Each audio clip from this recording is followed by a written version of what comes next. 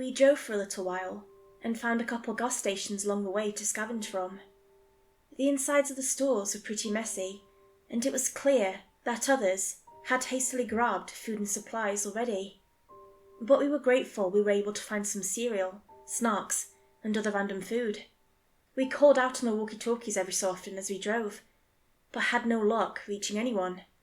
Eventually, we made our way down some dirt roads and into a campground.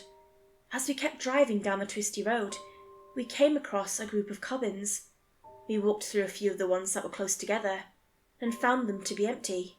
Although we knew it would be a tight squeeze, we all wanted to stay in the same place. One of the larger cabins had 3 bedrooms and bunk beds, so we figured we could make that work. We dragged some mattresses and bedding from one of the nearby cabins to make sure we had enough beds for everyone. No one really said anything. I think we were all still in shock from the events at the fire station. It seemed like it could be safer out here, further away from neighbourhoods where some of the changed people would likely congregate.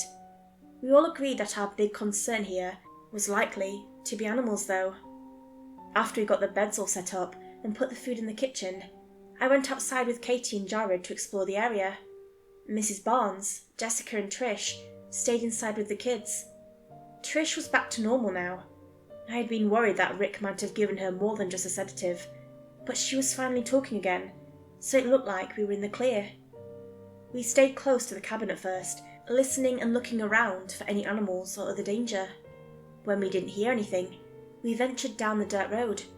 We passed by some more cabins and checked each one to make sure they were empty. It was actually pretty nice outside, and this seemed like it would be a good place for us to stay for a while. I was pulled out of my thoughts by loud screams and commotion coming from our cabin. We hadn't been walking for that long, but it felt like it was taking me forever to run back. Katie was outside with Carolyn when we finally made it back. "What happened?" I shouted. "Where are the others?" "Where's Allie?" I shouted. Mrs. Barnes didn't look at me, but said, "She's inside. Jessica is watching over her." I'm not sure exactly how long it has been since that day at the cabin. The days are so long now, and the nights are even longer. I've stopped trying to keep track. We had checked that whole cabin over before going inside. No one knows how it happened, but it must have gotten in through some hole in the foundation that we didn't see. As soon as it bit her, she ran and closed the door to the room she was in, so it wouldn't get anyone else. I'm not surprised that her first thought was to protect the others.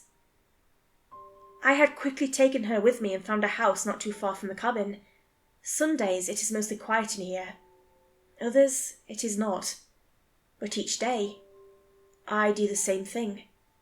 I sit outside her door telling her the same stories I did when we were normal.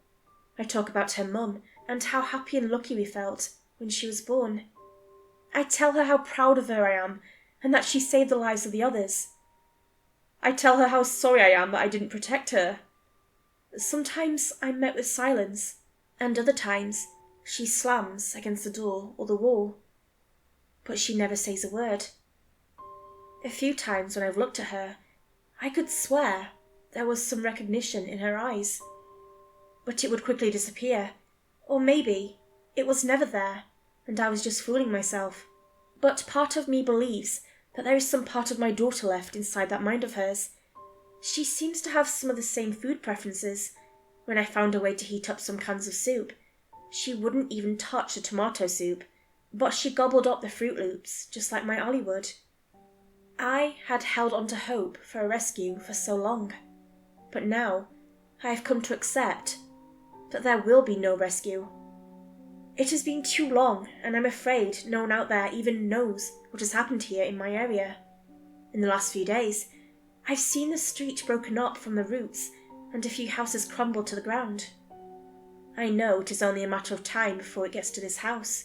I don't think there are any working vehicles nearby.